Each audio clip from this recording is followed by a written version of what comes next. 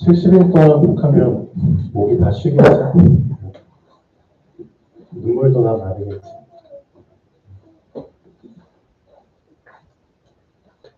모든 것은 다 지나갑니다. 그렇죠? 지나가기 때문에 지나가는 거에 매일 필요가 없습니다. 그렇죠?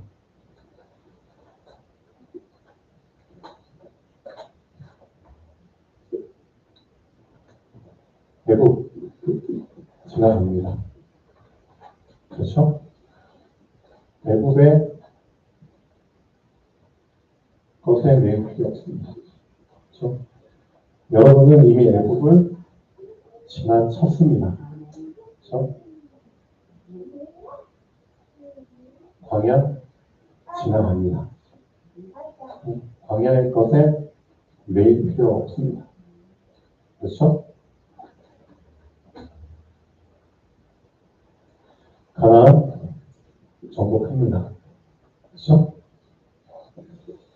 가나안에 있던 것들 거기에 매일 필요 없습니다. 그렇죠? 다 지나가는 것들입니다.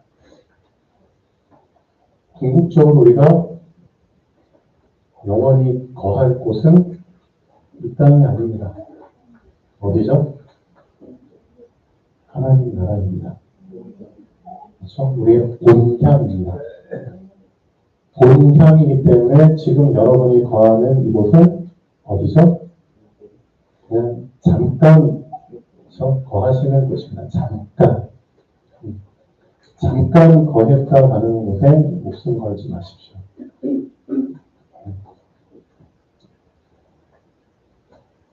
예수님께서 달란트 비유를 많이 하셨거든요. 달란트 얘기가 많이 나오죠. 돈입니다. 돈 얘기하면 다 이제 들었어. 이렇게 다시. 근데 이 달란트를 통해서 정말 예수님이 우리에게 붙잡기를 원하는 그걸 붙잡아야 되잖아요. 돈을 붙잡으라는 게 아니죠. 그렇죠? 이 돈이라는 예화를 통해서 정말 붙잡으라는 걸 붙잡으라는 겁니다.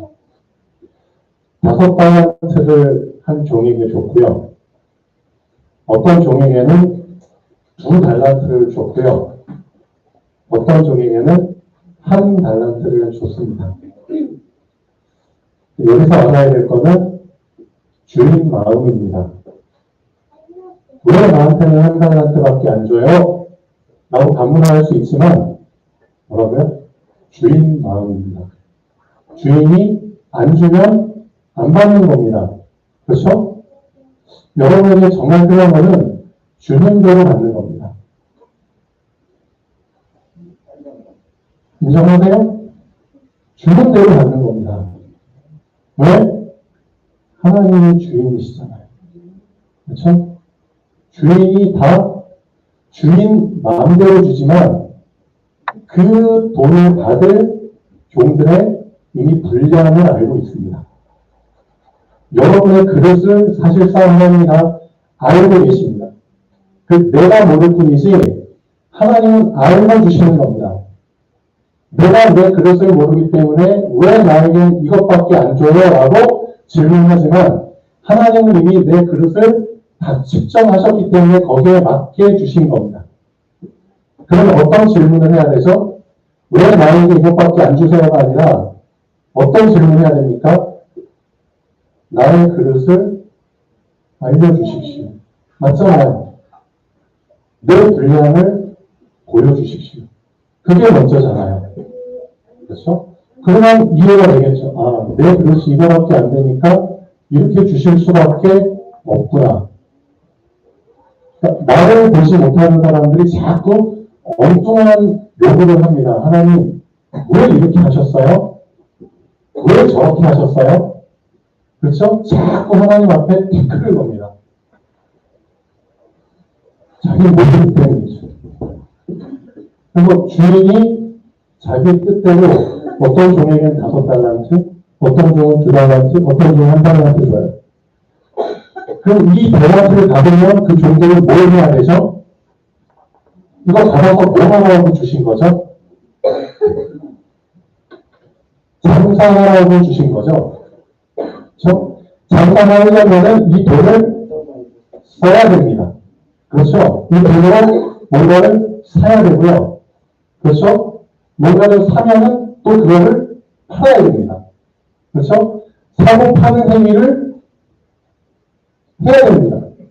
그게 장사잖아요. 그렇게 해서 이윤이 남게 되는 거죠. 시간이 지나서 종들이 보고를 하죠. 너 얼마 벌었어? 아, 예. 5달러한테 받았는데 5달러한테 벌었어요. 그래? 그럼 너 총 10달러한테요? 와. 한 자리가 2자리가 되죠. 너 2달러한테서 얼마 벌었어? 예. 저 2달러한테 벌었어. 너 4달러한테네? 야. 너 한 달러한테 가지고 뭐 했어? 다 알고 계시죠? 예. 저 땅에 묻었어요. 땅에 묻었어요. 장사를 안 했다는 겁니다. 사고 파는 행위를 안 했다는 겁니다. 하나님이 여러분에게 정말 보기를 원하시는 게 뭔지 아세요? 여러분 말씀 받으셨죠? 말씀 받았잖아요. 그럼 그 말씀을 하세요. 이해되셨어요? 말씀 받았으면 땅에 묻어놓지 마시고 말씀을 하세요. 말씀을 파는 사람을 하나님이 기뻐하십니다. 말씀을 받는 건 잘하시죠? 여러분 안에 채워 넣는 건 잘하시죠? 오늘도 받은 말씀을 여러분 안에 채워 넣겠죠? 그리고 끝인가요? 그리고 끝이에요? 아니죠? 받은 말씀 뭐 하라고요? 네, 하고 파세요. 좋아. 누구에게 파는 거죠? 내 자신에게 팔아야죠. 네, 내 자신에게 파는 거예요.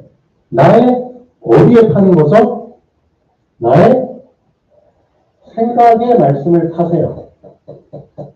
그렇죠? 여러분 다 생각 있잖아요?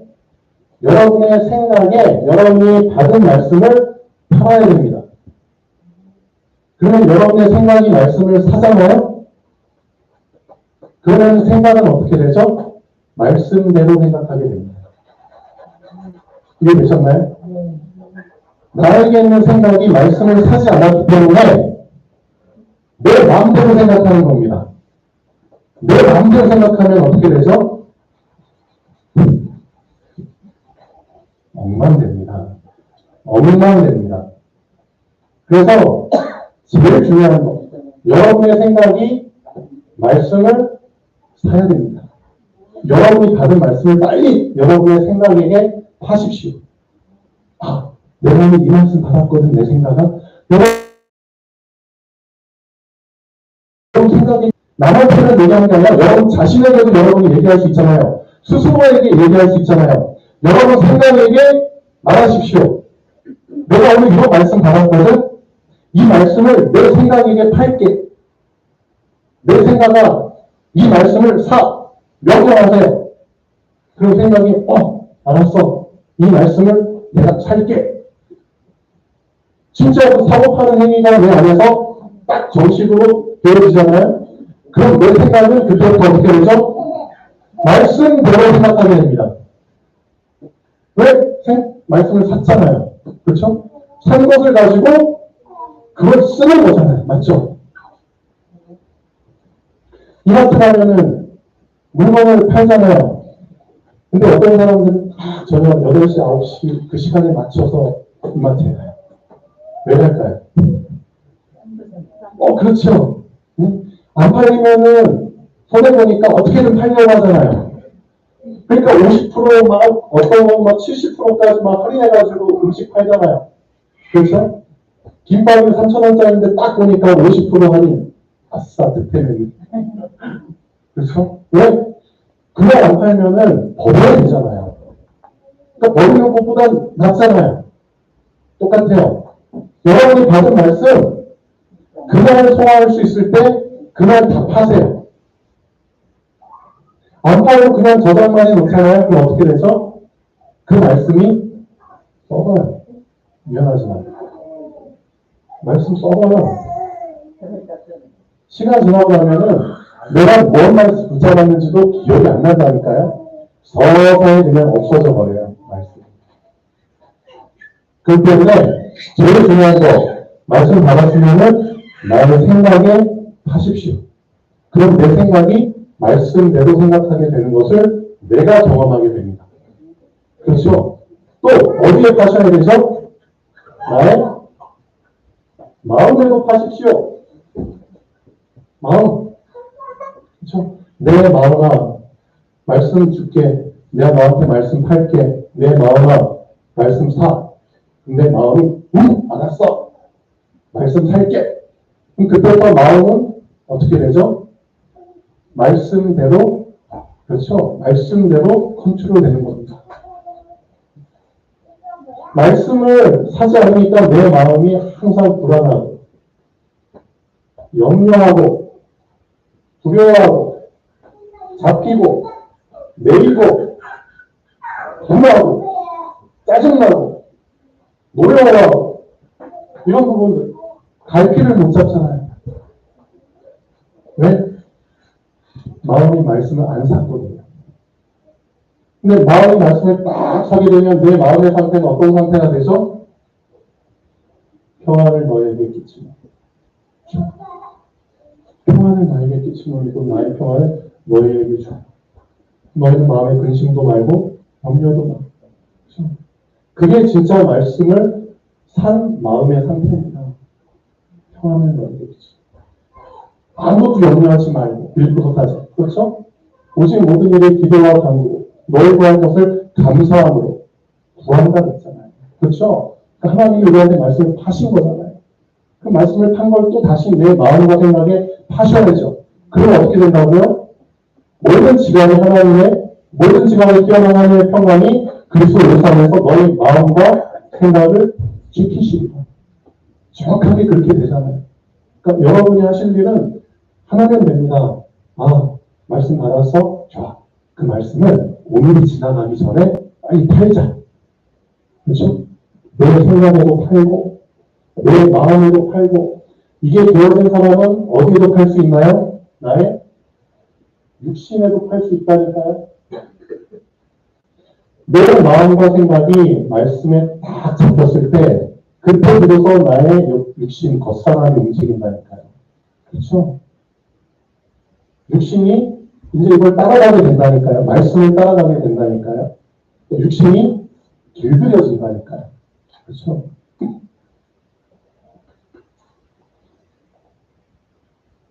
예수님께서 베드로한테 이런 말씀 하시잖아요. 제자들한테. 못 박히시기 하루 전에 내가 신 마음이 근심하고 죽게 됐으니까 너희는 나를 위해서 기도해. 깨어서 기도해줘. 난 다음날 못 박힌단 말이야. 너희도 나를 위해서 기도해줘. 하고 예수님이 땅바닥에 핏방울이 될 만큼 열심히 기도하시고 제자들한테 왔잖아요. 나를 위해서 기도해주라 와서 보는데 제자들이 그때 뭐하고 있었죠? 자고 있었어요. 또 깨우고 갔죠. 깨웠어요. 또 가서 기도하다가 또 왔어요. 보니까 또 자고 있어요. 왜 그럴까요? 제자들도 기도해야 된다는 건 알거든요. 그렇죠? 예수님이 그렇게까지 간절히 부탁하신 적이 없었거든요. 그렇죠? 예수님이 자기를 위해서 기도해달라고 부탁한 적이 없었거든요. 근데 이렇게까지 기도를 부탁하셨다면 정말 중요한 거잖아요. 알면서도 잘 수밖에 없는 나의 마음과 생각. 왜 그럴까요? 말씀을, 그렇죠? 이 마음과 생각이 팔질 않았거든요. 그렇죠? 이 사람들도 알고 있어요. 나 기도해야 되는데. 주님 위해서 기도해야 되는데. 그렇죠? 예수님이 그리고 이 말씀하시고 끝내잖아요. 너의 마음은 원하지만 마음은 원이로되 육신이 약하다. 그렇죠? 알고 계세요. 네, 다 끝났다. 가자. 다 접고 내려가시잖아요. 똑같아요. 여러분 마음이 정말 원하는 거 알고 있거든요. 하나님 아시잖아요. 근데 육신이 안 따라주잖아요. 왜? 이게 안 돼서 그래요.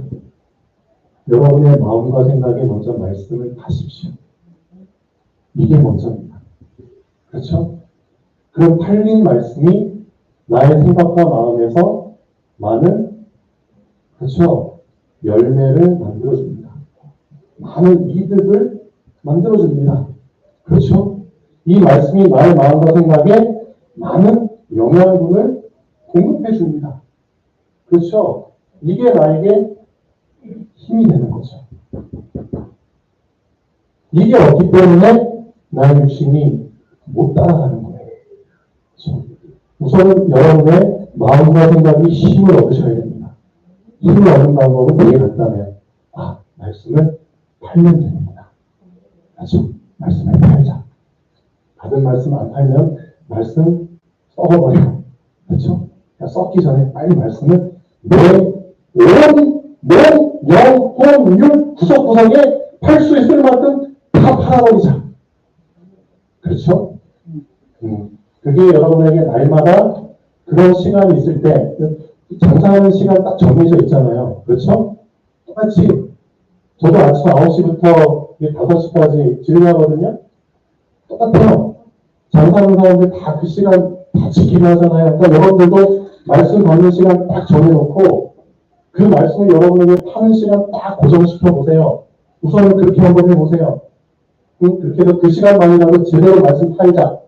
그래서 말씀을 파는 시간을 뭐하자? 우선은 고정시켜보자. 그래서 하루에 10분이라도 한번 팔아보자. 한 번도 안 파는 사람은 이 10분 하는 것도 쉽진 않죠. 그렇지만 작은 시간부터 만들어서 고정시켜서 한번 팔아보십시오. 내 마음과 내 생각은 내가 지금 말씀 팔게. 너 잘 사야 돼. 그렇죠? 명령하셔도 됩니다. 맞잖아요. 명령하십시오. 여러분의 영혼 육에 명령하십시오. 여러분 거잖아요. 하나님 여러분에게 주신 거잖아요. 그렇게 해서 말씀을 팔고 말씀을 사고 말씀의 힘을 얻고 그 과정을 통해서 나도 모르게 나의 육신이 그렇죠? 말씀을 따라가는 그렇죠? 그런 육신이 된다니까요. 영에 길들여지는 육이 된다니까요. 그렇죠? 이게 얼마나 멋있는 삶이에요. 하나님께서는 여러분에게 그렇죠? 이런 축복을 주기를 원하십니다. 결국 말씀 놓쳐서 그렇습니다. 말씀 놓쳐서. 자, 요한복음 잠깐 정리해 드리겠습니다. 여러분들 집에 가시면은 한번 사도행서 시간 나실 때 쭉 읽어보시는데 우선은 정리를 먼저 하셔야 됩니다. 요한복음 1장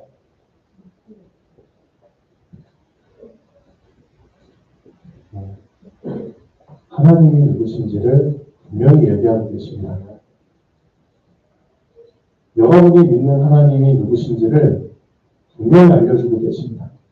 하나님의 정체성에 대해서 분명히 말씀하고 계십니다. 그렇죠? 성부, 성자, 성령 하나님, 성삼위 하나님에 대해서 분명히 얘기하고 계십니다. 그렇죠? 그 사실을 정확하게 붙잡고 영접하는 것입니다. 이게 요한복음 1장입니다. 그냥 영접하는 게 아니라 여러분이 알고 있는, 믿고 있는 하나님이 어떤 분인지를 제대로 알고 영접하는 겁니다. 그렇죠? 제대로 알지 못하고 영접하니까 많은 문제들이 발생하는 겁니다. 그렇잖아요. 요한복음 2장 이 하나님이 실제 나의 삶 속에서 주인이 되셔야 되는 겁니다. 그렇죠? 실제 나의 삶에서 주인이 되셔야 되는 겁니다. 그렇죠? 주인이 되시는 기회를 주시는 겁니다. 문제가 문제가 아닙니다. 기회입니다. 맞죠? 포도주가 떨어졌어. 위기가 아닙니다. 기회입니다. 어떤 기회? 정말 하나님을 나의 삶 속에서 주인으로 모시는 기회입니다. 그렇죠? 여러분의 생각을 빨리 바꾸셔야 됩니다. 아, 난 문제를 문제로만 생각했는데, 위기를 위기로만 생각했는데, 난 가난을 가난으로만 생각했는데, 난 육신의 질병을 질병으로만 생각했는데, 그게 아니고 무슨 기회다? 실제 나의 삶에서 일어나는 일들 속에서 실제로 이런 삶 속에서 주인을 제대로 영접할 수 있는, 모실 수 있는 기회다. 그렇죠? 이게 되어졌을 때 하나님께서 하시는 일이 있습니다. 성전을, 그렇죠? 주인을 모셔드렸잖아요. 주인이 거한 곳이 성전이잖아요. 근데 성전이 지금 어떤 상태죠? 엉망이잖아요. 그래서 성전을 수리하고 고치는 그 작업을 하나님이 시작하시는 겁니다. 그게 요한복음 2장이잖아요. 몇 절부터죠? 13절부터 22절까지는. 예수님이 요한복음 2장에 보면 1장에 이렇게 하시고 그 다음에 제자들을 부르셨잖아요. 그렇죠? 부르시고 나서 이 제자들 통해서 삶의 실질적인 주인, 그렇죠? 될 수 있도록 기회 주셨고, 그리고 실제로 성전, 주인이 거하는 성전의 상태가 어떻게 돼야 된다고요? 그거 알려주시는 거거든요. 13절에서 22절까지. 6월절이 됐네요. 6월절이 되니까 성전으로 올라가네요. 근데 그 성전이 어떤 성전이죠? 하나님의 것을 이용해 먹는 헤롯이라는 왕, 그 왕이 40몇 년 동안에 걸쳐서 지은 성전이잖아요. 전혀 성전 역할을 못하는 성전이잖아요. 그렇죠? 자기 왕 자리 유지하기 위해서 백성들 두루 잠잠케 하려고 만든 성전이잖아요. 헤롯 성전이잖아요. 거기 올라가시죠. 근데 올라갔는데 어떤 장면들을 보시죠? 어떤 장면?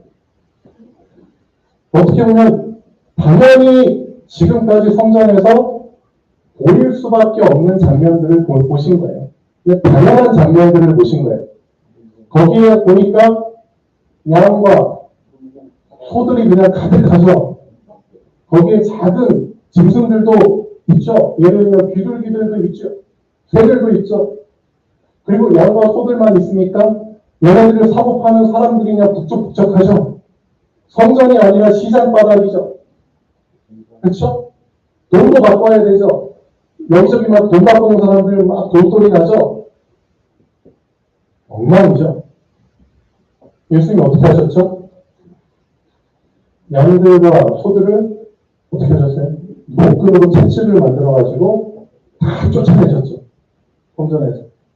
그리고 이 사람들도 쫓아내셨죠. 그리고 이 비둘기는 어떻게 하셨죠? 응? 비둘기 3장에 갇혀 있잖아요. 그 3장 열어가지고 막 쫓아내셨나요? 아니죠. 비둘기 날아가 버리면 끝이잖아요. 소하고 양을 쫓아내도 다시 이렇게 찾을 수 있는데 비둘기를 한번 날아가 버리면 끝이잖아요. 그러니까 예수님이 배려하시죠. 이게 그 사람들 재산이잖아요. 재산이기 때문에 재산 잃으면 안 되잖아요. 그래서 이 비둘기 파는 사람들한테는 말로 하시죠. 이거 가지고 나가. 내 아버지의 집으로 장사하는 집 만들지 마. 이렇게 말씀하시면서 이 비둘기는 그냥 갖고 있는 상태를 가라고 하시죠. 왜 이렇게 하셨을까요? 시간표입니다. 시간표. 시간표를 여러분 잘 붙잡으세요. 요한복음 2장에서 예수님이 말씀하신 겁니다. 시간표라니까요. 지금은 어떤 시간표야? 내가 왔잖아. 정말 성전이신 분이 왔잖아. 그러면은 옛사람의 방식대로 예배드리면 안 되는 거야. 맞죠? 성전된 분이 오지 않았을 때는 옛사람의 방식대로, 그렇죠? 예배드리고 제사 드려야죠. 소, 양 데리고 와가지고 죽여가지고 하나님께 제사 드리고 해야죠. 근데 이제는 실제 말씀의 성취, 그리스도가 오셨잖아. 그리스도가 오셨으면은 옛사람의 것은 다 어떻게 해야 돼? 성전에서 다 쫓아내야 되는 거예요. 그렇죠? 새 사람의 방식으로 하나님을 섬겨야 되는 겁니다. 그렇죠? 에베소서 한번 찾아보실까요?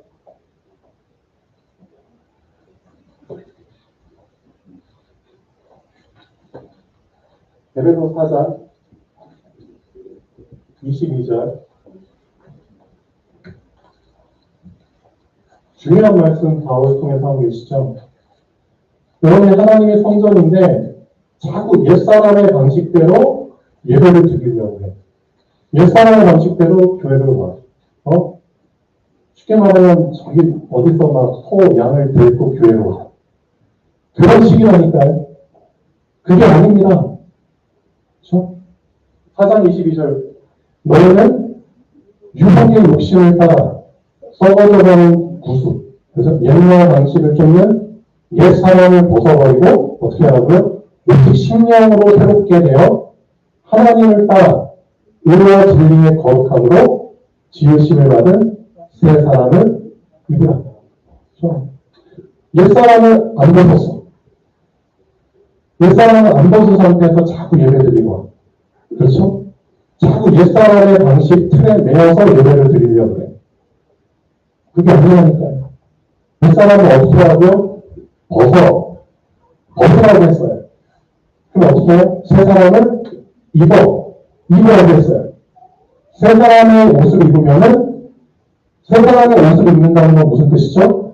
새 사람의 그렇죠? 그 기준을 붙잡으라는 거야. 그 기준대로 보고 그 기준대로 듣고 그 기준대로 행하라는 거예요. 맞잖아요. 그게 새 사람의 옷을 입는 거죠. 여러분들이 진짜 예배 드릴 때 이 잘못된 그렇죠? 성전을 정화시키는 작업을 하셔야 됩니다. 그렇죠? 옛사람의 것은 다 쫓아버리시고 단살이 해버리시고 그렇죠? 새 사람의 것. 이 성전이 누구야? 그리스도야. 그렇죠? 그리스도. 그렇기 때문에 그리스도를 방해하는 것들은 다 쫓아내야 돼. 그리스도만 보여야 돼. 그거 말씀하시는 겁니다. 너의 삶의 진정한 주인이 그리스도가 된 게 맞아? 그러면은 성전을 깨끗이 해야지. 성전 정화 작업을 해야지. 그 말씀 하시는 겁니다. 그러면서 요한복음 3장 잘못된 뭘 고치시는 거죠? 우리가 고쳐야 될 게 너무나 많아요. 그렇죠? 잘못된 구원관을 너 고침받아야 돼. 요한복음 3장. 밤에 누가 찾아오죠? 예, 니고데모라는 유대인 율법학자 찾아오잖아요. 저 엉뚱한 질문을 하잖아요. 응? 어떻게 사람이 누가 태어날 수 있습니까? 엄마 뱃속에 들어가서 다시 태어날 수 있습니까?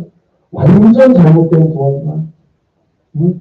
넌 율법학자 유대인의 스승으로서 이런 사실도 모르겠어? 이런 것도 모르고 지금 교회를 다닌 거야? 라고 지금 우리들한테 질문하시는 거잖아요. 잘못된 구원관. 제대로의 구원관은 뭐죠? 응? 육에서 난 것을 누리고 영에서 난 것이 나오냐. 성령도 이와 같아. 바람이 불지만 어디서 와서 어디로 가는지 알지 못하는 것처럼 성령으로 난 사람도 똑같은 거예요. 그렇죠? 성령은 보이지 않지만 위에서부터 그렇죠? 임하시는 거잖아요. 위에서부터 오신 성령을 받은 사람이 구원받는 사람이에요. 밑에서부터 암만 노력해도 구원 얻을 수 없어. 밑에는 구원이 없어. 우리가 사는 이 세상 것으로는 구원이 없어. 이 구원은 우리의 것이야. 그래서 우리에 속한 분이 주셔야지만 구원을 받을 수 있는 거야. 그게 성령 하나님이야. 그 성령 하나님이 임하실 수 있도록 내가 불러온 거야. 그렇죠? 그리스도를 통해서 성령이 오셨잖아요. 잘못된 구원. 요한복음 4장입니다. 이런 부분들을 여러분들이 빨리 고치셔야 됩니다. 잘못된 예배관, 사마리아 여성 여인, 그렇죠? 찾아가서 얘기하잖아요. 예수님한테, 우리는 예전부터 여기서 예배드렸어요. 근데 당신들의 말은 저기 예루살렘 성전에 가야지만 하나님이 예배를 받으신다고 합니다. 그렇죠? 잘못된 예배관. 그러니까 예수님 뭐라고 말씀하시죠? 이 산에서도 말고 저기에서도 말고 어딜 가야지만 하나님이 예배 받으시는 게 아니라 하나님은 영이시니 예배하는 자가 너가 처한 현장에서 지금 너가 처한 곳에서 영과 진리로 예배드리면 되는 거야. 그렇죠? 잘못된 예배만 고쳐주시는 거죠. 근데 지금 사람들이 똑같아요. 교회에 가야지 예배드리는 것처럼 착각해요. 아니거든요. 여기는 교회 단이에요. 교회 단. 교회 단과 교회를 헷갈리시면 안 돼요. 그렇죠? 교회 단, 말 그대로 건물. 성경에서 말하는 교회는 하나님의 성전, 하나님의 영이 임한 여러분 자신이 교회예요. 그렇죠? 근데 그 사실을 놓치고 살고 있어요. 내 안에 지금도 하나님의 영이 거하고 있다는 그 사실, 임마누엘을 놓쳐버리니까 말도 안 되는 그런 삶을 사는 거죠. 잘못된 예배관. 이거 뜯어 보시셔야 됩니다. 그렇지, 지금 하나님의 영이 나와 함께 하시지, 그 사실을 여러분이 인식하는 순간 여러분이 예배드리고 있는 겁니다. 그 사실을 인식하는 그 순간 여러분들은 기도하고 있는 겁니다. 맞잖아요. 그걸 놓치니까 자꾸만 장소 타령하죠. 가야 된다, 말아야 된다. 그래서 중요하지만, 실제 이 제대로 된 예배관을 기록하셔야죠. 요한복음 5장은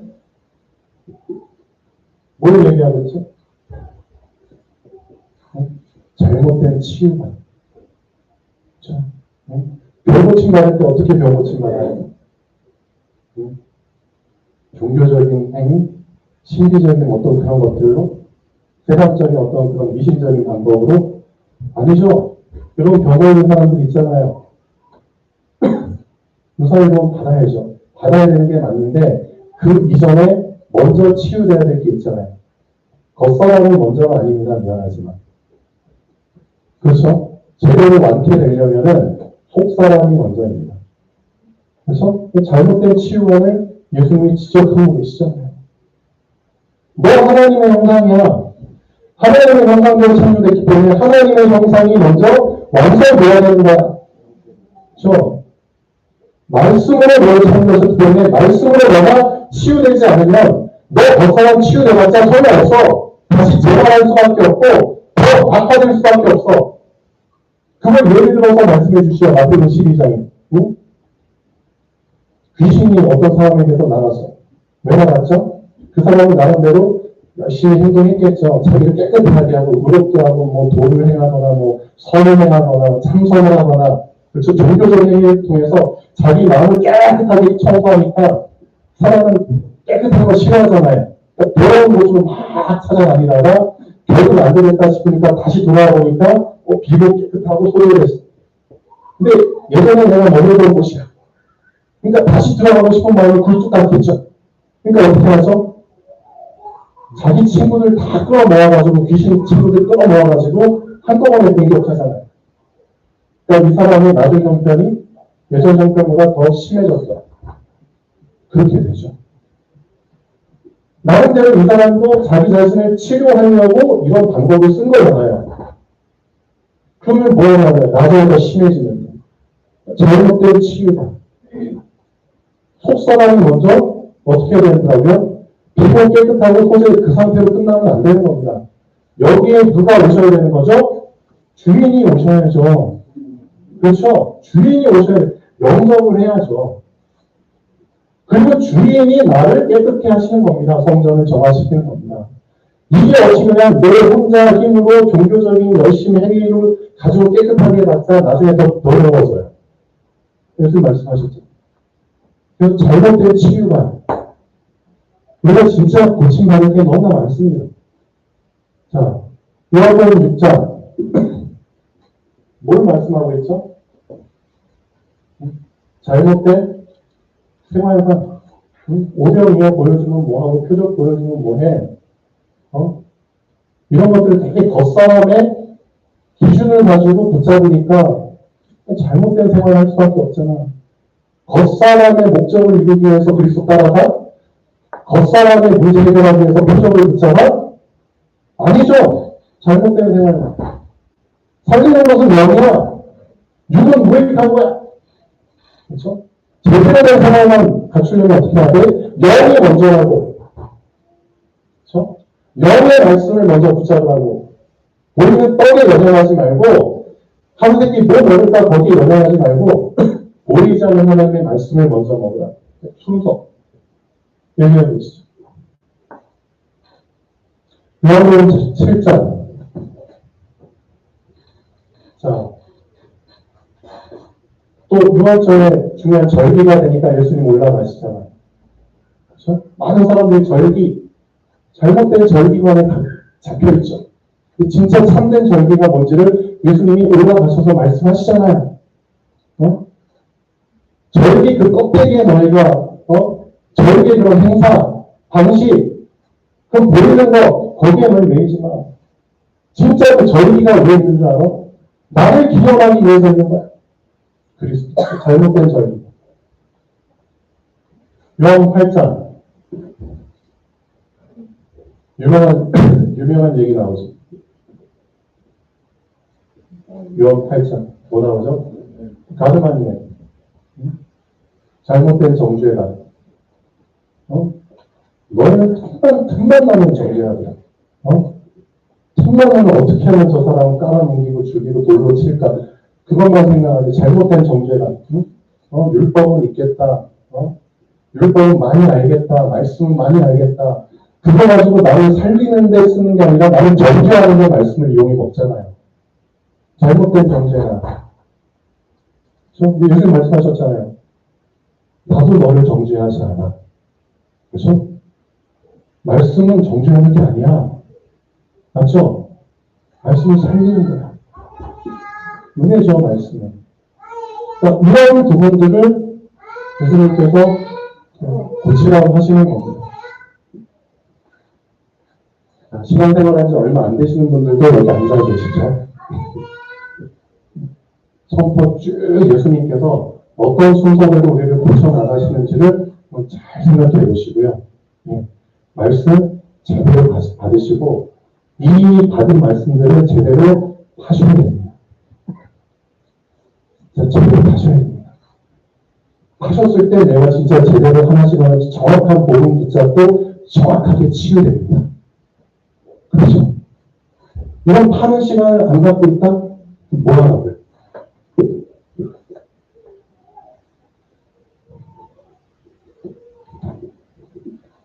자, 시간이 벌써 12시간 됐는데, 자, 여러분의 시간표를 절대 놓치지 않기를 바랍니다. 정말 여러분이 지금 붙잡아야 될 시간표는 그렇지, 말씀을 파는 시간표다. 자, 마음껏 파십시오. 여러분이 여러분 자신에게 말씀을 잘 팔잖아요. 하나님은 기쁘셔서 어떤 시간표를 허락하실까요? 이 말씀을 다른 사람에게도 파는 문을 열어주십니다. 내가 말씀을 나한테만 팔았는데 하나님이 계속 문을 열어주셔가지고 사람들한테도 말씀을 팔 수 있도록 하나님이 문을 열어주십니다. 얼마나 감사하죠? 전도. 자, 결론 보겠습니다. 그래서 여러분의 시간표는 한정되어 있습니다. 이 한정된 시간표를 놓치면은 손해가 막심하죠. 야곱이 죽어 장사 지내는 것처럼 요셉 시대의 모든 사람들은 그 시대에 다 죽어 사라지고 없습니다. 지금까지 살아있는 사람 없죠. 지금 시대를 살아가는 우리들도 마찬가지입니다. 여러분들도 40, 50년 후에는 없겠죠. 무수히 많은 개인의 종말 뒤에 시대의 종말이 있습니다. 시대도 다 종말이 있었죠. 수없이 반복되는 시대의 종말 뒤에 지구의 종말이 있습니다. 그리스도 재림하시는 날이죠. 이건 어쩔 수 없습니다. 다 정해져 있습니다. 그렇기 때문에 시한부 인생을 살아가는 인간이 절대 놓치면 안 되는 것은 나의 시간표입니다. 지나간 시간표는 다시는 돌아오지 않기 때문입니다. 한정된 나의 수명 속에 하나님은 나를 통해서 하실 하나님의 절대 계획을 심어 놓으셨습니다. 절대 계획을 발견하지 못하고 그 속에 들어가지 못하는 인생은 헛된 인생일 뿐입니다. 헛수고하다 이름도 없이 사라지는 인생입니다. 그래서 정확한 복음이 발견될 때 나의 시간표가 보이기 시작합니다. 너무 중요합니다. 시간표가 보이면 시간표대로 따라가면 됩니다. 아까 말씀드린 것처럼 복음이고 시간표입니다. 복음의 흐름을 따라가는 것이 나의 시간표를 따라가는 것입니다. 중요합니다. 내 시간표는 내 것이 아닙니다. 하나님의 것입니다. 여러분 마음대로 할 수 있는 시간표가 아닙니다. 하나님의 겁니다. 그렇죠? 하나님이 나에게 주신 시간입니다. 생사화복을 주관하시는 여러분 각자의 수명을 결정하신 하나님이 여러분에게 주신 시간표입니다. 내 마음대로 써서는 절대 안 됩니다. 그렇죠? 그래서 말씀 주신 겁니다. 마음대로 살지 말라고 말씀 주신 겁니다. 맞죠? 말씀 안 붙잡는다? 마음대로 살겠다는 뜻입니다. 그렇게밖에 해석이 안 돼요. 맞잖아요. 말씀 안 들는다? 마음대로 살겠다는 겁니다. 마음대로 살다가 창세기 3장, 창세기 6장, 창세기 11장 속에서 인생이 끝나는 겁니다. 그렇죠? 그래서 하나만 붙잡으시면 될 것 같아요. 그렇지? 하나님이 나에게 주신 인생은 내 마음대로 살라고 주신 인생이 아니야. 가장 가치 있는 인생이기 때문에 그렇죠? 하나님과 동행하면서 살라고 주신 인생이야. 그게 맞다면 하나님이 주신 말씀 속에서 나의 시간표를 발견하는 게 당연한 거야. 하나님의 시간표, 나에게 주신 시간표 발견하려면 말씀을 받고 여기서 끝내면 안 돼. 말씀을 팔아야 돼. 그래야지만 나의 시간표가 정확히 보여. 그렇죠? 기도하겠습니다. 창조주 하나님 정말 감사드립니다. 모든 사람이 다 태어나 살다가 죽을 수밖에 없는 제한된 운명 속에 있습니다. 이 짧은 시간 동안 헛된 인생 살지 않도록 하나님 말씀 주심을 감사드립니다. 그 말씀 속에 나의 정확한 시간표 발견하게 하시고 임마누엘 속에서 참된 시간표의 인생 살게 하여 주시옵소서. 오늘부터 하나님만 바라보는 정말 하나님께만 나의 시선을 고정시키는 고정의 시간 갖게 하여 주시옵소서. 주 예수 그리스도 이름으로 기도합니다.